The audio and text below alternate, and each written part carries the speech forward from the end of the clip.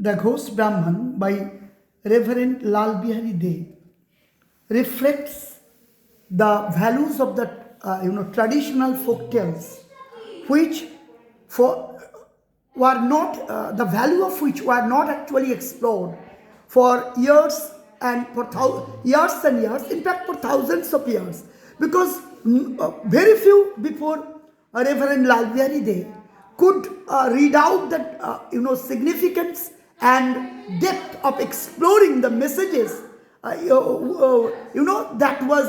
were implied within the folk tales, because the folk tales are are a kind of tales that come down from generation to generations orally, and they really implicate a message which is not imbibed from anybody else. They reflect the messages that come from different resources, and that also offer us substantial societal values and ethical values, inspiring us to rectify our blunders and mistakes, and at the same time gives us the valid examples from social life,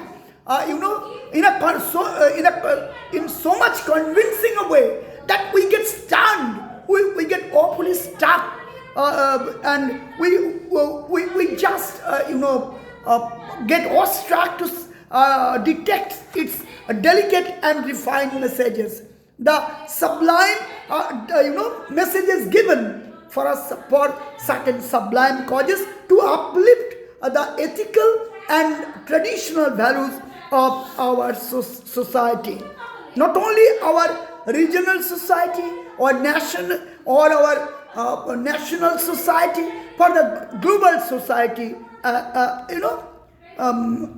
global society altogether we may take into consideration.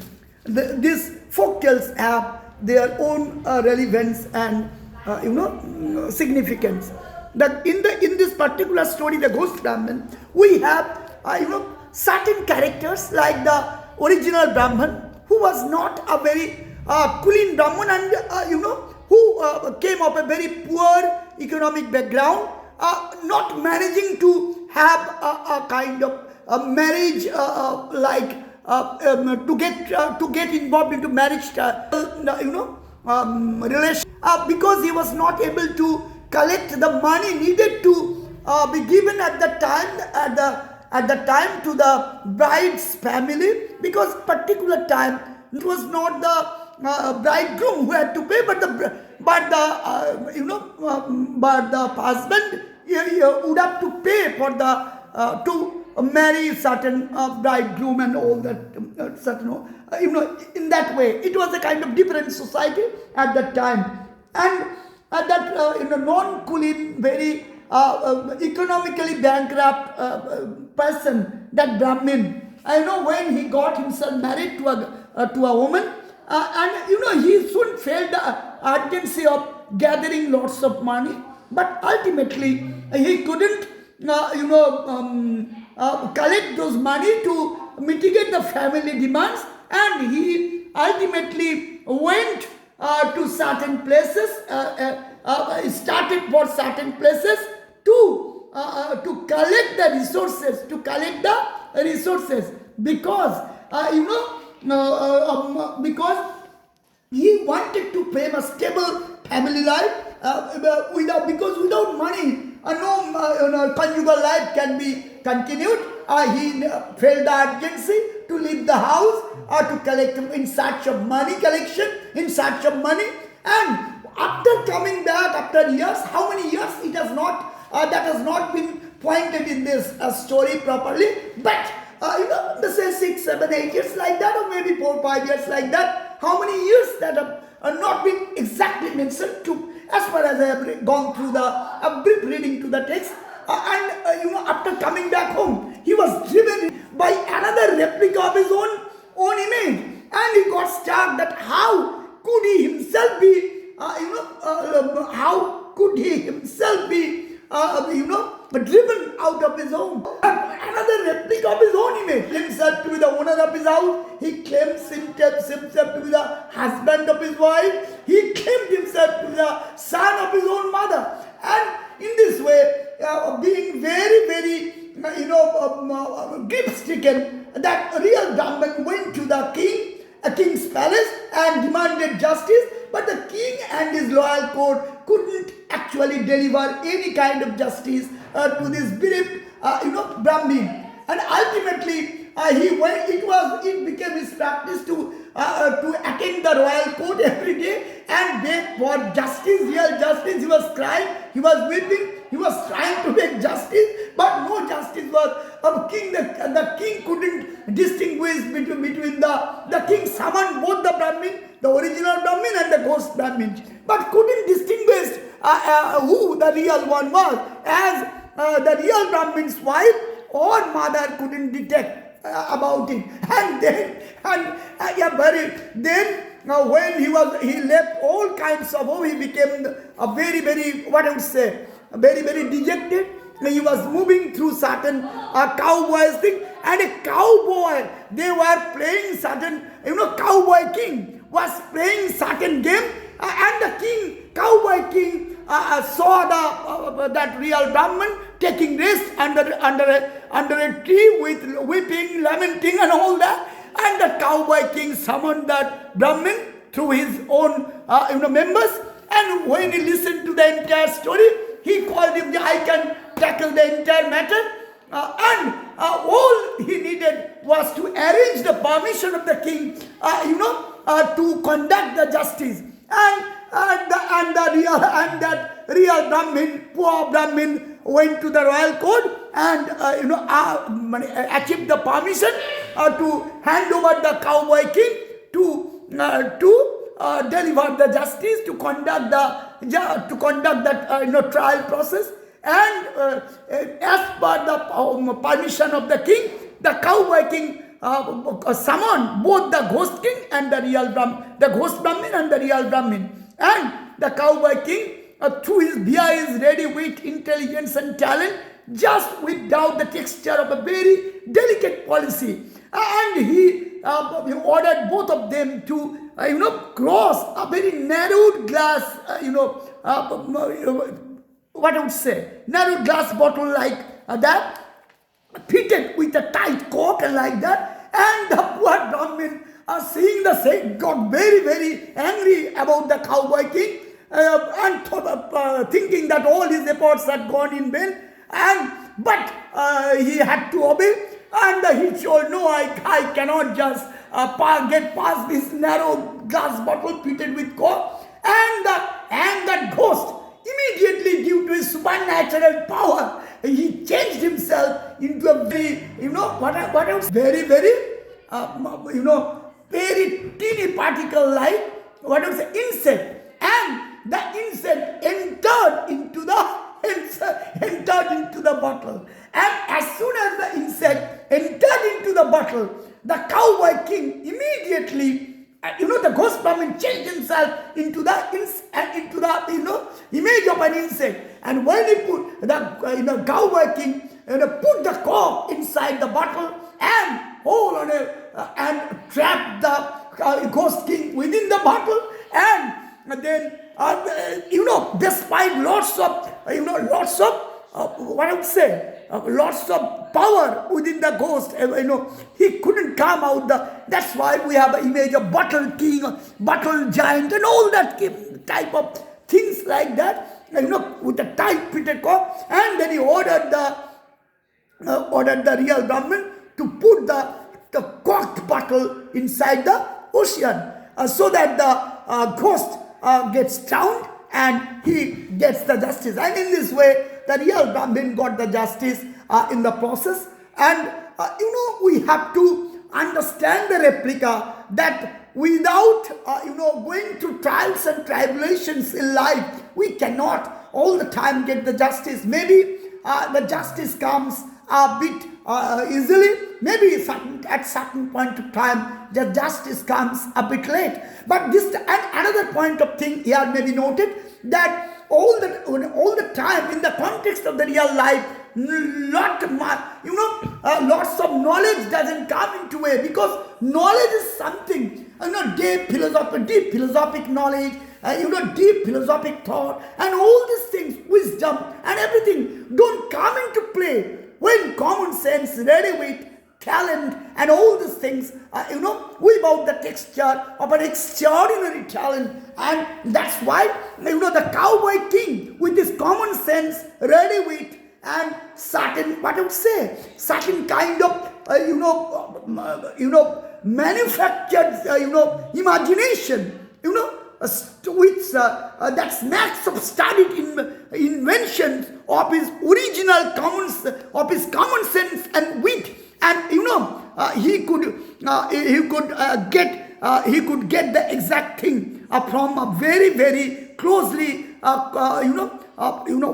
complicated situation. So in our life, what I would say, in our life we have so many things that go on and on and on, because if on the one hand we can configure the life as a battleground between the hell and heaven, because in our society, in our global society, national society, in our immediate surroundings, we have all the time, we see one particular thing, the constant conflict between good and bad, the conflict between heaven and hell, the conflict between the original and the artificial, the conflict between the all kinds of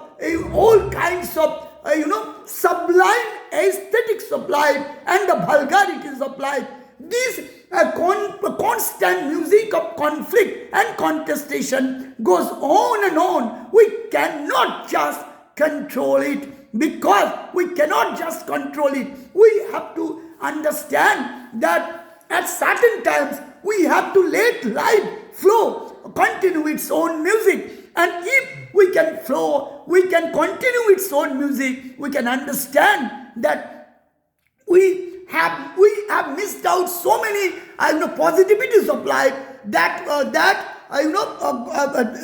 got misplaced because of the lack of our common sense and ready wit. We just wanted to maneuver certain things out of deep philosophical thinking, out of some scientific rationality and logic, but we couldn't apply the much needed common sense and logic, which could have easily solved our complicated problems. On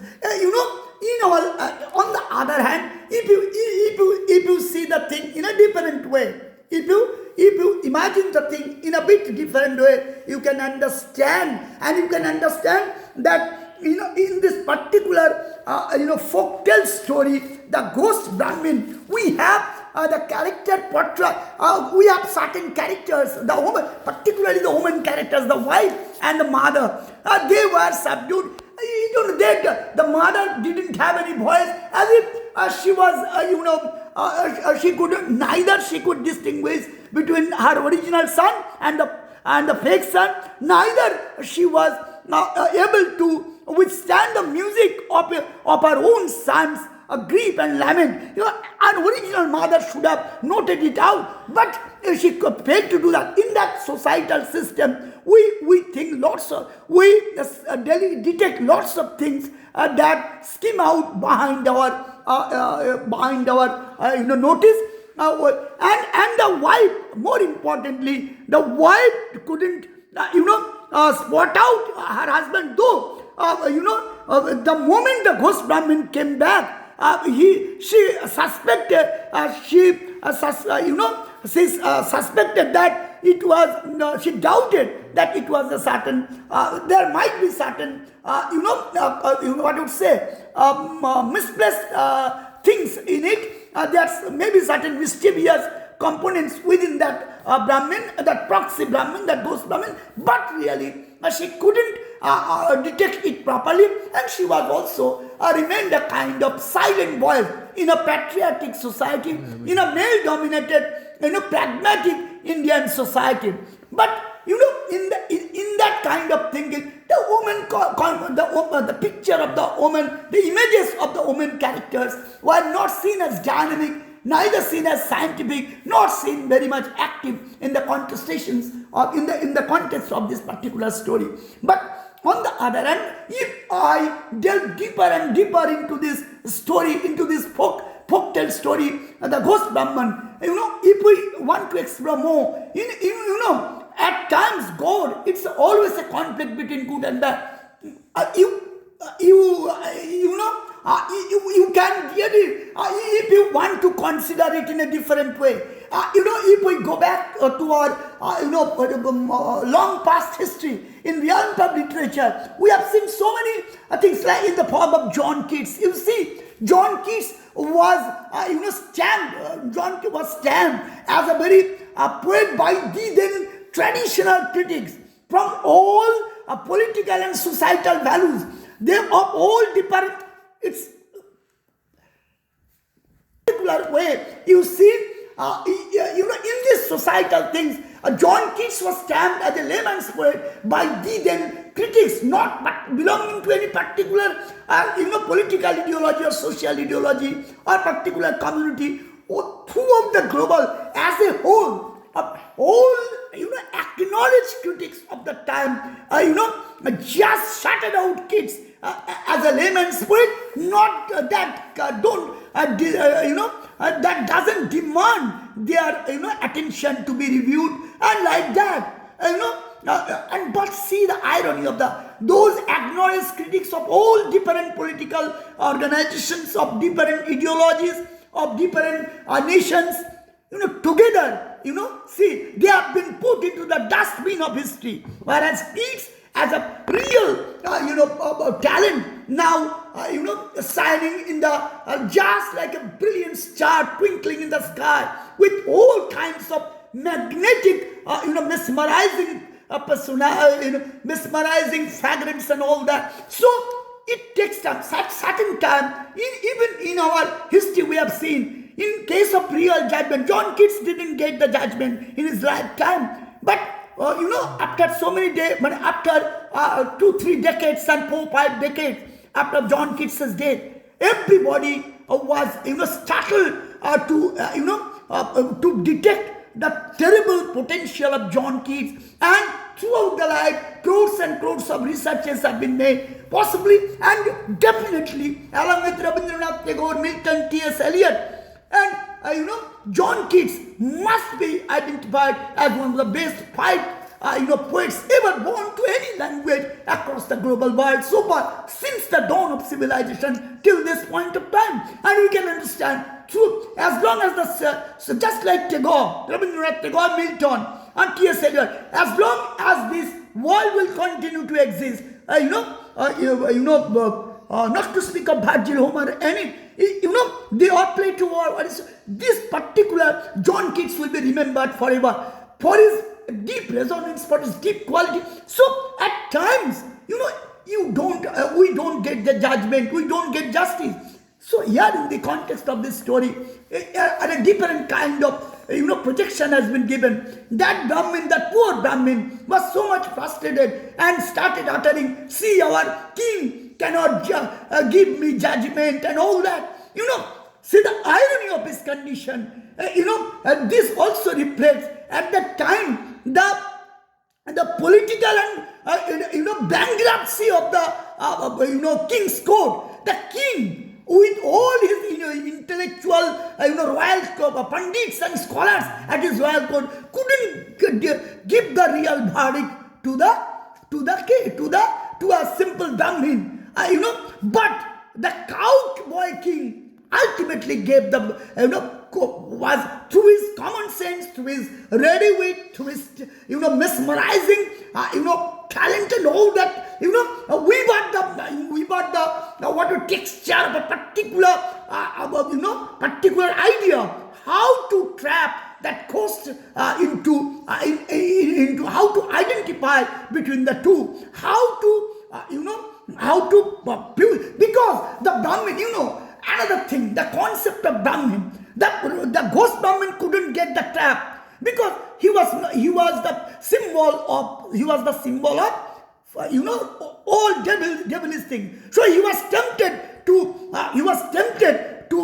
get past the barrier, and he understand, and he immediately, through his juggling machinery and ghostly, articraft, witchcraft and all that, we generally entered into the fitted cock. Immediately to prove that he is the claimer of the thing. But the real Brahman, because of his divine, commitment to the cause of truth, despite knowing that it is going to be a lost case like that, still he didn't pretend to do anything that he couldn't do, that he can't do. So, in a sense, in this particular Ghost Brahman, that folklore story, it unveils to us, the blueprint of the concept of Brahmanism. Actually, Brahmanism is an idea very well settled by Rabindranath Tagore in his poetry Brahmin. Brahman in Rabindranath Tagore's Bengali, poem is, we say, whoever is committed to the idea of truth is actually should be called reckoned as Brahmin. Whoever opposes to the concept of truth shouldn't be treated as Brahmin. Brahmanism is not a concept of hereditary concept or genetic concept like that, or biological concept like that. Brahmanism should be defined who is committed to truth. Anybody committed to truth should be called Brahmin. Anybody opposed to truth should be called non-Brahmin. Understand? So in all these things, we have to understand that, in case of other cases also, even in many other contestations, we can just analyze this particular folklore story in this Ghost Brahman. There are so many.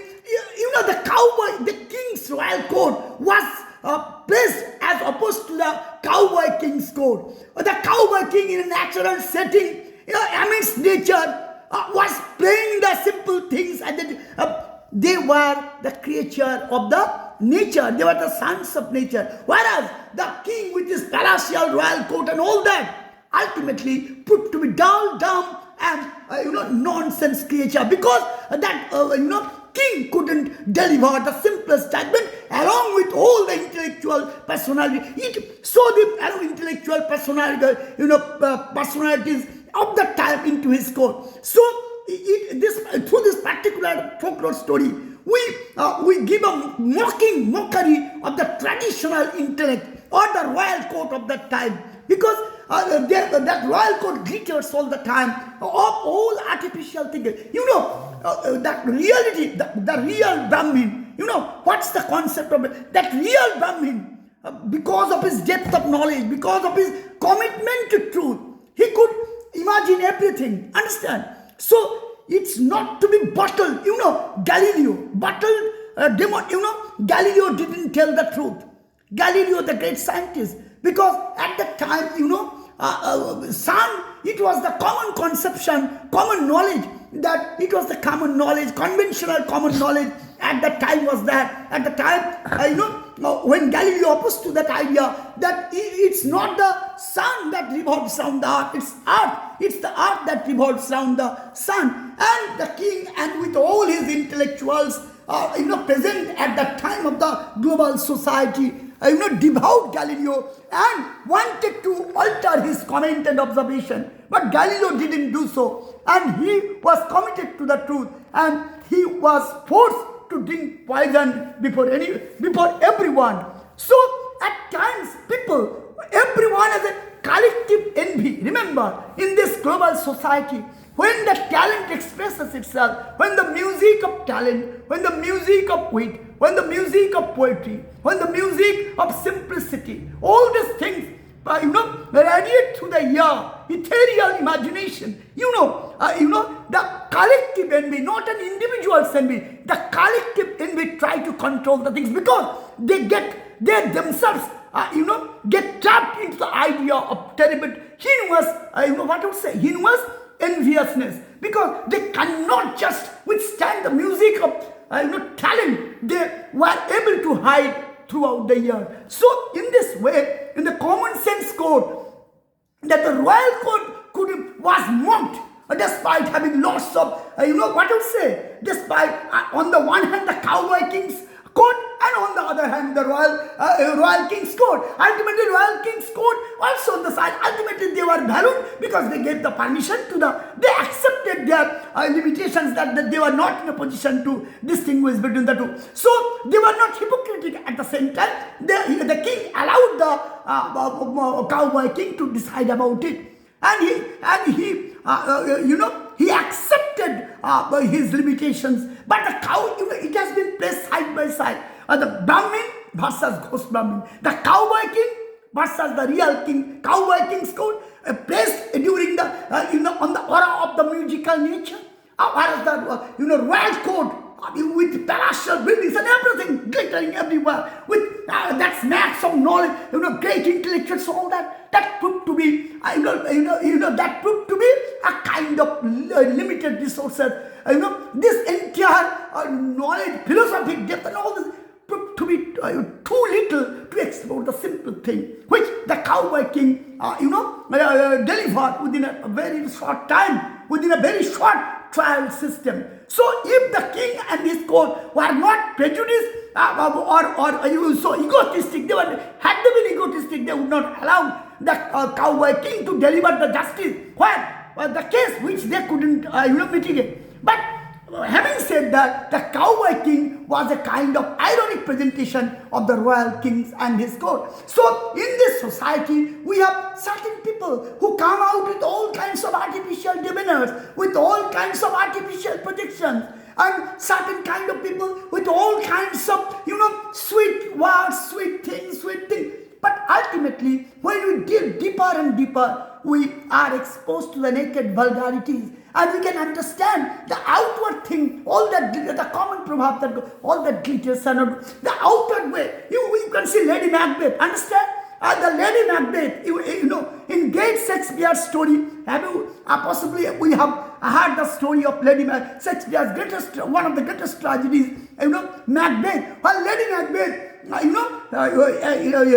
invited, King Duncan into his court, along with Macbeth, with all kinds of gentle demeanor, and the king was so pleased that he couldn't even detect that within the outside, gentility and decorum and polished thinking and sweet words, the venoms were within. So all the people who look angry, who give a terrible outburst at the outside, and all these things, we understand, all these things, the angry outburst of the people and the outer structure doesn't replicate the original equation, whereas the artificial creatures, within their gentle demeanor, within their sweet words, they come out as ugly serpents and snakes like that, ugly demons and very, very witcher-like creatures. When we delve deeper into so character assessment, this particular folktale, Ghost Brahmin, also gives us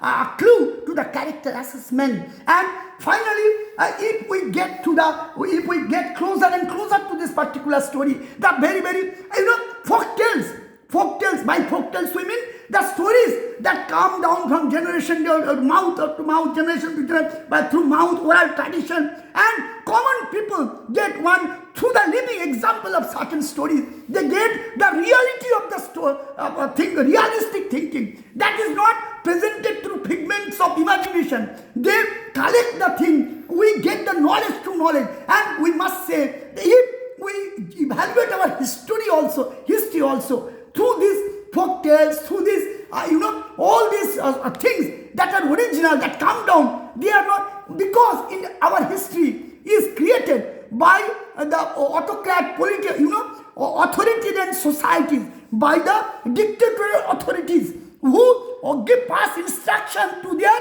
king, to their own men to depict history the way they like. They are not concerned to deliver. They are not concerned to deliver, the real history. They are not, because they are paid people. So the paid servants or the paid people cannot write the script, the exact history, because they write what their masters or mistresses have, the way they have ordered them to write the history. Because so in this context, the folk tales and all those thinking that come down, the tribal people, the folk tales, the original people, this folk tales also gives us smacks of the contradiction between the real and the artificial.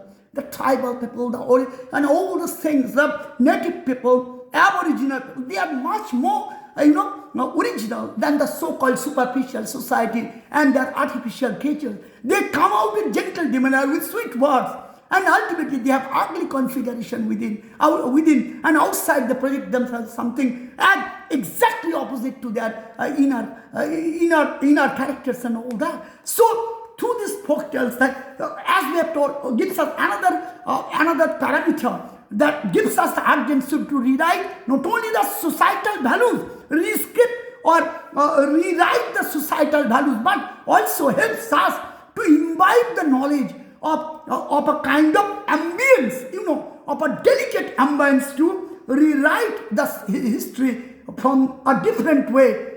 Possibly these folk tales are more important for the deeper down from that time and historical dimension also. Here the ghost Brahman, the very title Ghost Brahman puts why has the writer given the titles Ghost Brahman? Because by giving the story the title Ghost Brahman, he has put us into a kind of eerie world, magical world, by putting us in the world of imagination, sensation, and all that.